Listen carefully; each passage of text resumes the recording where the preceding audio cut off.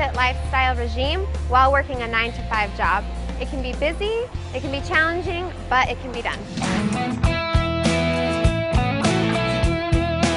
Working a 9-to-5 desk job day in, day out can make training and staying on a healthy fit lifestyle really challenging. But if you get into a routine and you plan ahead of time, it can be done. Obviously, there are certain things that have to be done. You have to go to work, you can't miss work.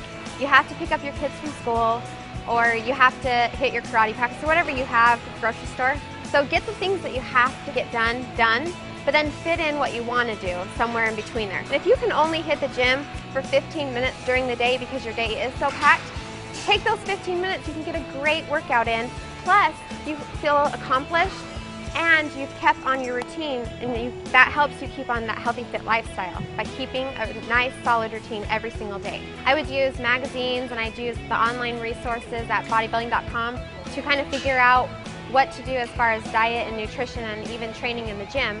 But then as I wanted to get into competing more, I knew that I had to dial it in a little bit stricter, and with working full time I just didn't really have time to think about that and to understand, because I work in logistics. I don't know all the science behind training and nutrition. So I hired a trainer, and a lot of people say, oh, I don't have that kind of money. But you've got to decide where your priorities are and what your hobbies are. For me, my hobby is speaking out to people, being a lifestyle coach, and I wanted to do really well at the competition, so technically you're only spending a little money up front for a lifetime of lessons that can be used till you die. We don't have enough time in the morning to be preparing meals, to even put a sandwich together. So if you think that you're going to do that every morning, you're setting yourself up for failure. You really just have to have it ready to go in the fridge. Saturdays and Sundays, I use those mornings to prep and cook my food for the entire week. I'll bake a whole cookie sheet of fish, boil a large pot of chicken, and pre-bag it, pre-measure it, and have it all ready. So in the mornings, I just take my cooler and I can take my already pre-cut washed veggies, my protein, my meat, take a few protein shakes, and hit the road, and that way I have what I need for the entire day until I get home. After you get off a long day at work and your head's just totally mentally drained, sometimes you don't want to go to the gym, like you just want to go home. But I know that as soon as you do like 10 minutes in the gym, you're going to feel alive and energized for the rest of the workout.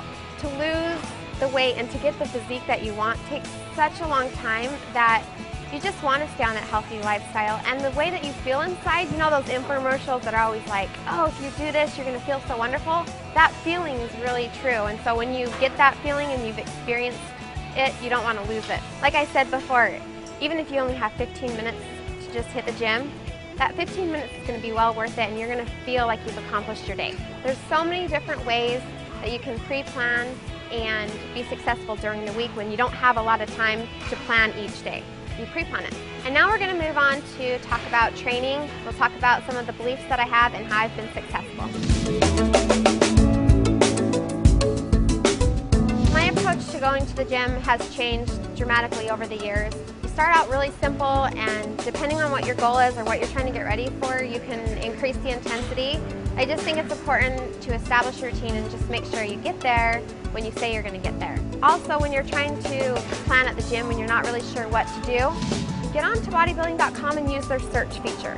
Go on there and type in legs, and you'll have tons and tons of articles with ideas, and then write down 4 or 5 exercises and write little notes on how to do it the proper form, and then take it with you to go to the gym. I work out 5 days a week, but even on my off days, I wouldn't say they were truly off days. I'll go rollerblading or hiking, but actual training in the gym, I do try to hit the gym 5 days a week. However, if I'm getting ready for, say, a cruise or a wedding or even a competition, I'll do 6 days a week. However, my morning cardio has now, it's 7 days a week. It's almost like my coffee in the morning, reading a newspaper. All I need is like 20-30 minutes on the treadmill, and I am pumped for the day. I'm thinking about everything that needs to get done, and I'm ready. So let's just say a good thing to follow is at least 5 days in the gym, 5 days doing cardio, and give your body 2 off days if needed. About Thursday, my body is really, really tired from training hard. So Thursday's a great off day for me, and then I kind of take a look at my social schedule of what I have going on, whether it's barbecues or work parties, and then I'll plan my second off day around my outside life. I do have a structured schedule that I have, like say legs day, back day, shoulder day, but I definitely just listen to my body, and If I'm not feeling like I have a lot of energy, I'll go ahead and do shoulders. But if I'm feeling super pumped and I know that this would be an awesome leg day, I'm gonna hit legs.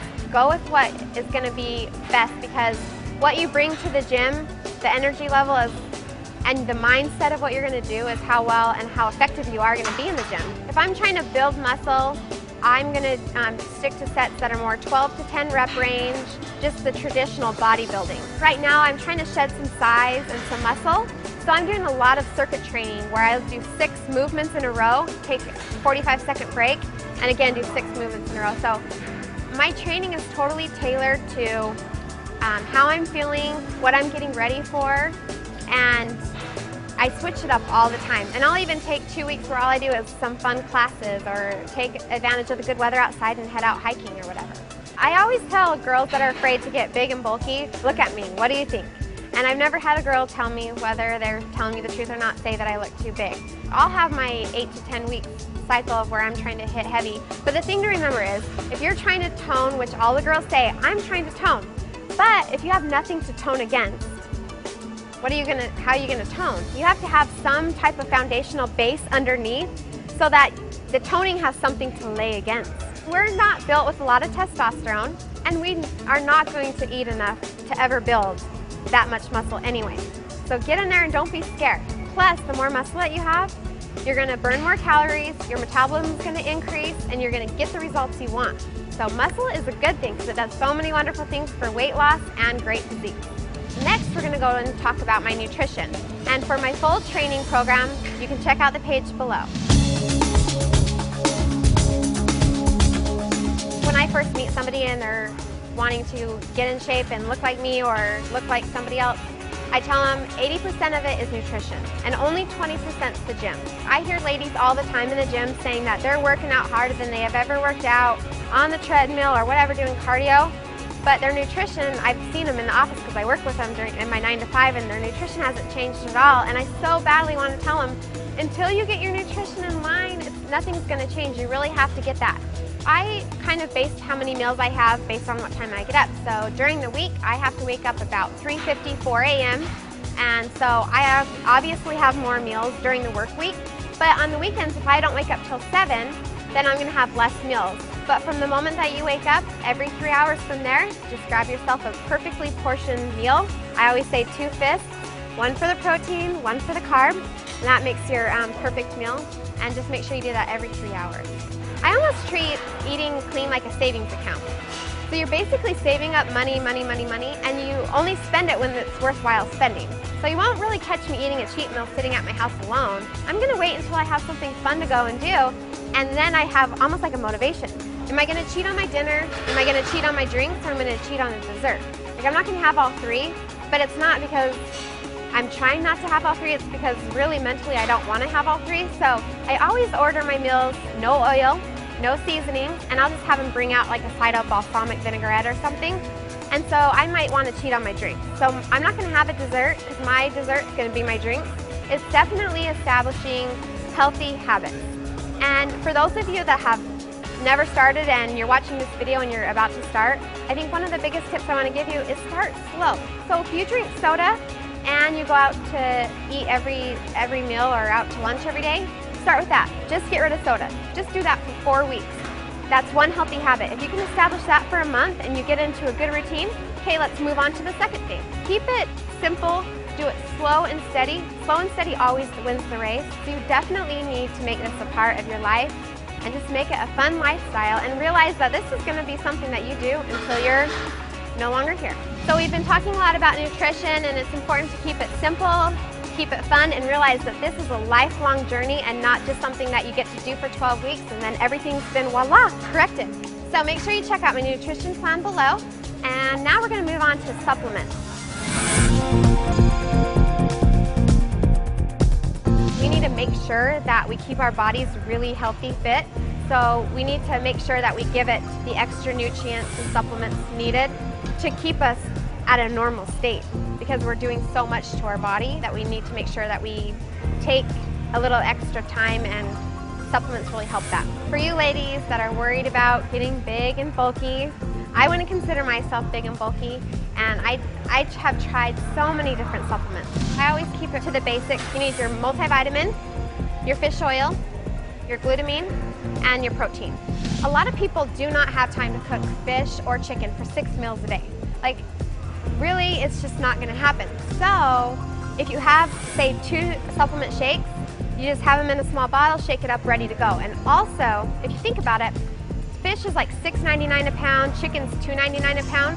Normally, protein powder shakes are only 90 cents, so you get a meal for 90 cents.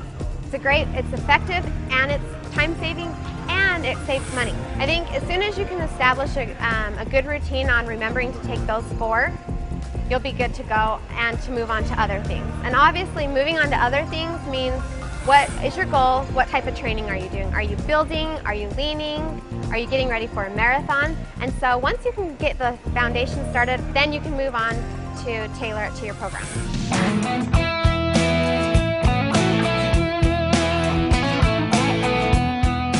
To get my full plan on nutrition, training, and supplementation, check out my page below. But if you want to get more information on what I'm doing, my goals, to ask me questions, please feel free to contact